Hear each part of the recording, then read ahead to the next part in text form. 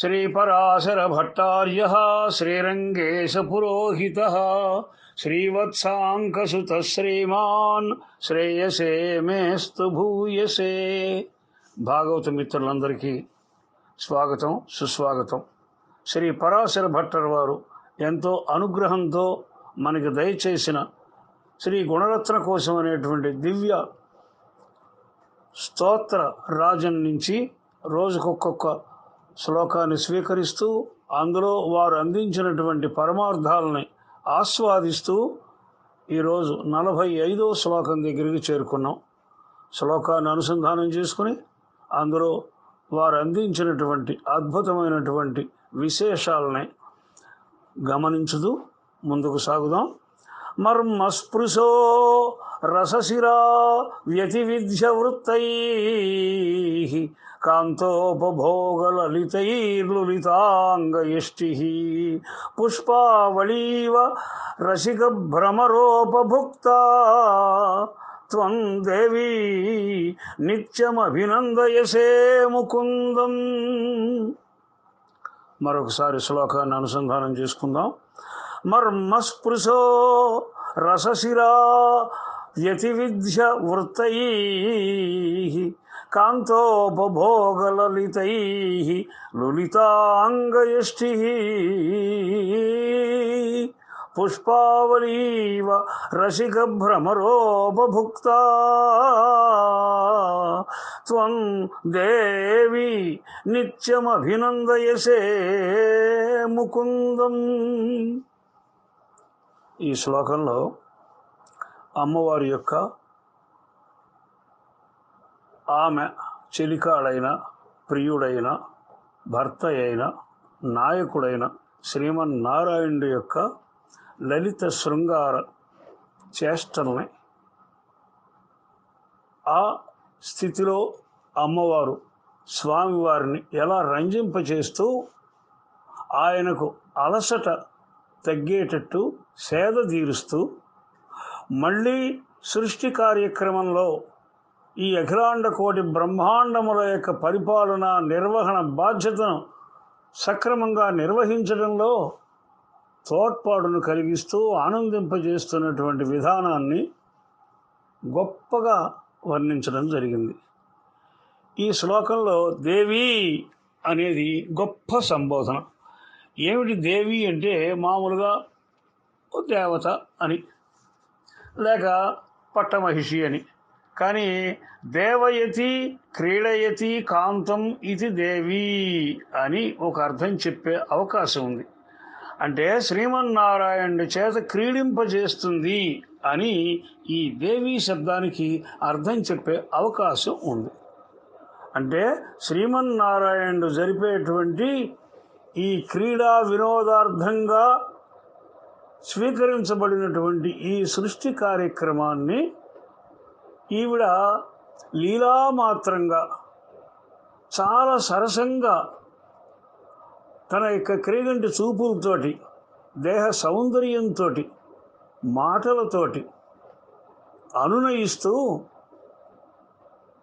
చిత్ర విచిత్రాలైనటువంటి సృష్టి కార్యక్రమంలో ఆయన నిమగ్నుడ అయినప్పుడు ఆయనకు అలసట లేకుండా మరింత ఉత్సాహంతో తాను తలపెట్టినటువంటి ఈ బ్రహ్మాండ నిర్మాణ కార్యక్రమాన్ని సక్రమంగా జరిపించేటట్టు ఈవిడ ఆయన ఆనందింపజేస్తూ, ఆయన్ని రంజింపజేస్తూ, ఆయన్ని ఆకర్షిస్తూ ఉంటుంది అని ఈ శ్లోకంలో పరాశర భట్టర్ వారు వివరించడం జరిగింది.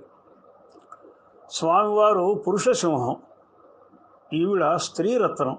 ఈ ఇద్దరి యొక్క దివ్య దాంపత్య వైభవాన్ని ఈ శ్లోకంలో వర్ణించడం జరిగింది. మర్మస్పృశో రసశిరా వ్యతివిధ్య వృత్తైః, ఆయా శృంగార మర్మస్థానాలని తాకుతూ నాడులన్నీ ఉప్పొంగేటట్టుగా ఆనందాన్ని మిక్కుటంగా అందిస్తూ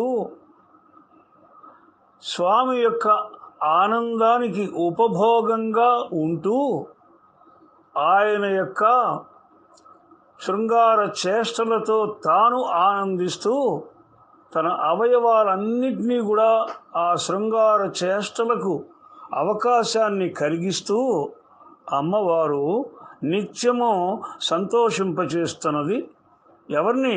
ముకుందులు అని పిలువబడేటువంటి శ్రీమన్నారాయణుణ్ణి. ఈ సందర్భంగా ముకుంద శబ్దం అత్యంత గూఢమైనటువంటి సాభిప్రాయమైనటువంటి పేరు. ముంచ కుంచ దదాతీతి ముకుంద. ము అంటే మోక్షం, కు అంటే ఇహలోక సుఖం. ఇహలోక సుఖాన్ని మోక్ష సుఖాన్ని అందించేవాడు ముకుందుడు. అది శ్రీమన్నారాయణుడే. ఎవరు పరబ్రహ్మం అయితే, ఎవరు అఖిలాండ కోటి బ్రహ్మాండ నాయకుడైతే, ఎవరు పరమాత్మ అయితే, ఎవరు పరంధాముడైతే అతను ముకుందుడు. ఇవన్నీ చేసేవాడు, ఇవన్నిటికీ తగినవాడు శ్రీమన్నారాయణుడే. కాబట్టి ముకుంద శబ్దం శ్రీమన్నారాయణుడి విషయంలో సార్థకమైంది, గంభీరమైనటువంటి సంబోధనది. ఇహలోక సుఖాలు ఇవ్వాలంటే ఆయనే, పరలోక సుఖాలని, బ్రహ్మానందాన్ని, శ్రీవైకుంఠ సామ్రాజ్య పట్టభద్రత్వాన్ని సమకూర్చాలన్న ఆయనే. అలాంటి ముకుంద శబ్దవాచ్యుడైనటువంటి శ్రీమన్నారాయణుణ్ణి అమ్మవారు దేవి అంటూ స్వామివారి చేత క్రీడింపజేస్తూ ఈ సకల జగన్నియామక కార్యక్రమంలో నిమగ్నులయ్యేటట్టు చేస్తూ, ఆయనకి అలసట కలగకుండా చూస్తూ, ఆయన్ని సేద తీరుస్తూ, ఆయన యొక్క నిరంతరమైనటువంటి కృషికి చేదోడు వాదోడుగా ఉంటూ రంజింపజేస్తోందిట అమ్మవారు. మర్మస్పృశో, మర్మములు ఆయా శృంగార స్థానాలైనటువంటి అవయవాల్ని తాకుతూ, రసశిరాహ వ్యతి విద్య, ఆయా నాడులను, శృంగార నాడుల్ని ఉప్పొంగింపజేసి, కాంతోపభోగలలితైర్లులితాంగయష్టి, శ్రీమన్నారాయణుడి చేత అనుభవింపబడేటువంటి ఆయా అవయవముల యొక్క శోభను నిరంతరము పెంపొందింపజేసుకుంటూ కాపాడుతూ ఈవిడ గారు నిత్యం అభినందయసే ముకుందం, నిత్యం ఎల్లప్పుడూ నిరంతరాయంగా సృష్టి కార్యక్రమం, స్థితి కార్యక్రమము, లయ కార్యక్రమము శ్రీమన్నారాయణుడు నిరంతరము జరిపిస్తూనే ఉంటాడు. అలాంటి సృష్టి స్థితి లయకారకుడైనటువంటి శ్రీమన్నారాయణుడి యొక్క ఈ కృషి నిరంతరము సాగినట్టే ఈవిడ ఆయన్ని రంజింపజేయటం, అలరింపజేయటం, ఆకర్షించడం ఇవన్నీ కూడా నిత్యకృత్యాలన్నమాట. అందువల్లే నిత్యం అభినందయసే ముకుందం. అమ్మా, నీవు నిత్యము ఆయన్ని అభినందింపజేస్తున్నావు, ఆనందింపజేస్తున్నావు, సంతోషింపజేస్తున్నావు, అలరిస్తున్నావు. ఆయనకి ఎప్పుడైనా ఈ కార్యక్రమం చేయలేను అనిపించే అవకాశం లేకుండా, ఈ సృష్టి కార్యక్రమం ఇంతటితో ఆపేస్తాను, నా వల్ల కాదు అని ఆయన ఎప్పుడు అనుకోవటానికి వీలు లేకుండా నువ్వు నిరంతర పరిచర్యతోటి, నీ శృంగార భావ రంజితమైనటువంటి నీ అవయవ ప్రదర్శనతోటి స్వామివారిని నిత్యము కూడా అభినందయసే, ఆనందింపజేస్తున్నావు అని భట్టర్ వారు అమ్మవారి యొక్క ఈ వ్యక్తిత్వ విశేషాన్ని వివరించారు. అయితే దీనికి వారు ఒక గొప్ప ఉపమానంతో సమర్థిస్తున్నారు. ఎలాగా? పుష్పావలీవా రసిక భ్రమరోపభుక్త, రసిక భ్రమర ఉపభుక్తమైనటువంటి, రసికమైన అంటే రసాస్వాదనంలో నేర్పు కలిగినటువంటి, మకరందాన్ని స్వీకరించడంలో తనదైనటువంటి ఒడుపు కలిగినటువంటి ఒక భ్రమరంలాగా, తుమ్మెదలాగా, ఆ తుమ్మెద చేత అనుభవింపబడినటువంటి పుష్పావలీవ పుష్ప సముదాయంలాగా అమ్మా నువ్వు స్వామివారి చేత అనుభవింపబడుతూ ఆయన్ని అనుభవింపజేస్తూ ఆనందింపజేస్తున్నావు అని అద్భుతమైనటువంటి ఉదాహరణని ఇక్కడ ఇవ్వడం జరిగింది. పుష్పముల యొక్క సముదాయానికి కొన్ని గుణాలు ఉంటాయి. మృదుత్వం మొదటి గుణం, రెండవది సుగంధిత్వం, మూడవది ఆకర్షణ, మొత్తం సమగ్రంగా అందం. ఇవన్నీ కూడా అమ్మవారి యొక్క అవయవాల్లో ఉండటం వల్ల ఇటు సౌకుమార్యం, అటు అందం, అటు సౌగంధ్యం, ఇలాంటి అద్భుతమైనటువంటి పుష్ప సదృశమైన అవయవాల్లో అమ్మవారికి ఉండటం వల్ల వీటన్నిటినీ అనుభవిస్తున్నటువంటి శ్రీమన్నారాయణుడు భ్రమరంలాగా, అంటే పుష్పంలో ఉండే మకరందాన్ని ఆస్వాదిస్తూ పుష్పం యొక్క రంగులకు ఆకర్షితమై ఎలా అయితే పుష్పాలను అనుభవిస్తుందో ఒక భ్రమరం, అలా స్వామివారు కూడా అమ్మవారి యొక్క అవయవ సౌందర్యాన్ని చూసి స్పృశించి ఆయన ఆనందిస్తూ తన యొక్క సృష్టి కార్యక్రమంలో నిరంతరము హాయిగా, తేలికగా, అలవోకగా, విశ్రాంతిగా కార్యక్రమాన్ని జరిపించుకుంటూ వస్తున్నారట. అందుకు దోహదం చేస్తోంది ఆ అమ్మవారి యొక్క ఔదార్యం, అవయవ సౌందర్యం, అమ్మవారు ప్రకటించేటువంటి స్వామివారి పట్ల ప్రేమ,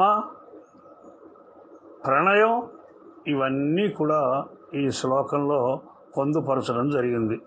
మర్మస్పృశో రసశిరా వ్యతివిద్యా వృత్తై కాంతోపభోగలలితై, కాంతులైనటువంటి శ్రీమన్నారాయణుడి యొక్క ఉపభోగానికి, అనుభూతికి, అనుభవానికి, శృంగార రస ఆనందానికి ఇవి ఈవిడ యొక్క అవయవాలు లలితై, లలితంగా మృదువుగా ఉంటూ, లులిత అంగయష్టి, ఆయన యొక్క చూపుల చేత, ఆయన యొక్క చేతల చేత నలిగినటువంటి, అనుభుక్తములైనటువంటి, అనుభవింపబడినటువంటి, భోగ్యములైనటువంటి అవయవములు కలిగినటువంటి అమ్మవారు పుష్పావలీవా, పుష్పముల యొక్క సముదాయంలాగా. ఎలాంటి పుష్పాలు? రసిక భ్రమర ఉపభోక్త, రసికత తెలిసిన, అనగా రసాస్వాదనను ఎరిగినటువంటి, ఎలా మకరందాన్ని ఆస్వాదించాలో తెలిసినటువంటి, తుమ్మెద చేత రసాస్వాదన చేయబడినటువంటి పుష్పముల సముదాయంలాగా అమ్మవారు కూడా నిత్యమభినందయసే ముకుందం. ఇక్కడ రసిక అనేటువంటి ఒక పదం చాలా సాభిప్రాయమైనటువంటిది. రసం తెలిసినటువంటి వాడు, శృంగారం గురించి కానీ, స్త్రీల యొక్క తత్వం గురించి కానీ, స్త్రీలను రంజింపజేయడం గురించి కానీ తెలిసిన వాడిని రసికుడు అంటాం లోకంలో మనం చూస్తూ ఉంటాం.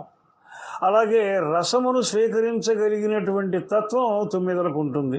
రసం అంటే మకరందం అన్నమాట. ఆ మకరందాన్ని ఆస్వాదించడంలో తుమ్మెదలకి ఎలాంటి యోగ్యత ఉంటుందో, ఎలాంటి అనుభవం ఉంటుందో, ఎలాంటి చొరవ ఉంటుందో, అలాంటి శ్రీమన్నారాయణుడు అమ్మవారి యొక్క అవయవ సౌందర్యాన్ని అనుభవించగలిగినటువంటి, రాసిక్యం కలిగినటువంటి శ్రీమన్నారాయణుణ్ణి నిరంతరము నువ్వు అభినందింపజేస్తున్నావు, సంతోషింపజేస్తున్నావు. స్వామివారు పరిపూర్ణమైనటువంటి ఆనందాన్ని అనుభవిస్తూ నీ యొక్క అవయవ శోభ ద్వారా, నీ యొక్క దోహదం ద్వారా, నీ మాటల ద్వారా, నీ చేతల ద్వారా, నీ ప్రణయం ద్వారా ఈ సృష్టి కార్యక్రమాన్నంతటినీ నిర్వహిస్తూ మన వంటి వారికి ఇహలోక భోగాల్ని, పరలోకమైనటువంటి శ్రీవైకుంఠ మహాబ్రహ్మానందాన్ని ఇస్తూ ముకుందుడు అనేటువంటి ఆయన బిరుదుని ఆయన సార్థకం చేసుకోగలుగుతున్నాడు. అందుకు నీ దోహదం చాలా ఉపయోగపడుతోంది. నీ అందం కానీ, నీ ఒద్దిక కానీ, నీ సౌగంధ్యం కానీ, నీ సారళ్యం కానీ, ఇవన్నీ కూడా స్వామివారిని నీవు వశం చేసుకుని మాపరం చేసి మమ్మల్ని దయ చూసేటట్టుగా చేయటంలో ఇవెంతో గొప్పగా ఉపకరణాలుగా ఉన్నాయి తల్లి అంటూ మన భట్టల వారు అద్భుతంగా, కవితామయంగా ఈ శ్లోకాన్ని మనకు అందించడం జరిగింది. మర్మస్పృశో రసశిరా వ్యతివిధ్యవృత్తైః కాంతోపభోగలలితైః లులిత అంగయష్టిః పుష్పావలీవ రసికభ్రమరోపభుక్తా త్వం దేవీ నిత్యం అభినందయసే ముకుందం అని ఇక్కడ రెండు పదాలు గురించి మరోసారి మనం ప్రత్యేకంగా చెప్పుకోవాల్సి ఉంటుంది. మొట్టమొదటిది ముకుంద శబ్దం. ఈ ముకుంద శబ్దం కులశేఖరాలు వారు ఈ శబ్దాన్ని స్వీకరించి ముకుందమాల అనేటువంటి పేరు పెట్టారు వారి యొక్క స్తోత్రానికి. ముకుందుడు అంటే అంటే ఇహలోక సుఖం కాదు, అంటే పరలోక సుఖం, మోక్షం అన్నమాట. అంటే భూలోక సుఖం.